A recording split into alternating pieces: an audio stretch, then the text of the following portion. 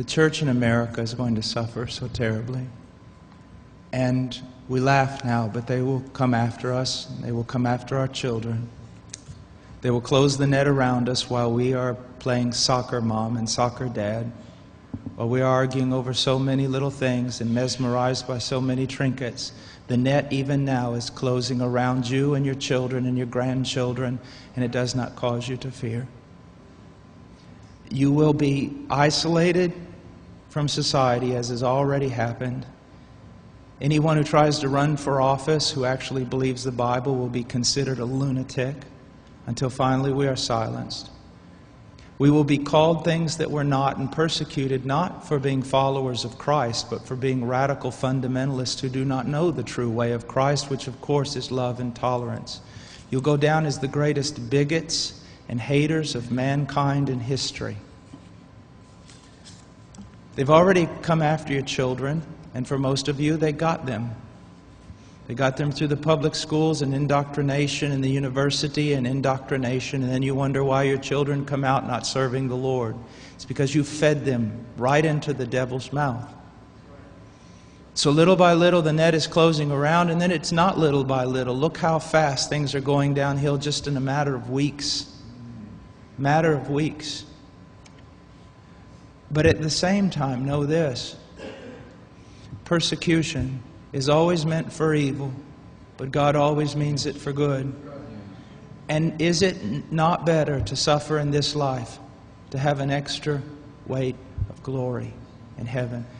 You must settle this in your mind. This is the one thing I want to say over and over. Do not believe. Down through history, you have a wrong idea of martyrdom and persecution. You think that these men were persecuted and martyred for their sincere faith in Jesus Christ.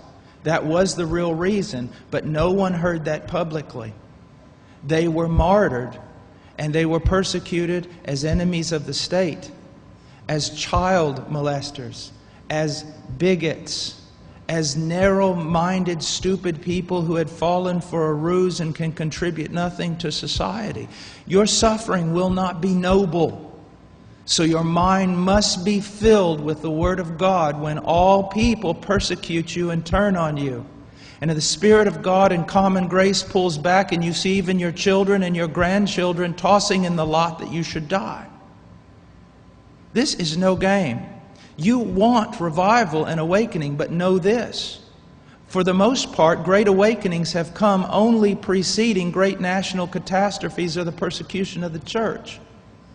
I believe God is bringing a great awakening, but I believe that He is raising up young men who are strong in trust in the providence of God to be able to wade through the hell that's going to break loose on us. And it will be on us before we even recognize it. Unless in God's providence, He is not done. He is not done. Now note, this is not silly talk. Apart from a great awakening, these things are going to come upon you. Be ready to lose your homes, your cars, and everything.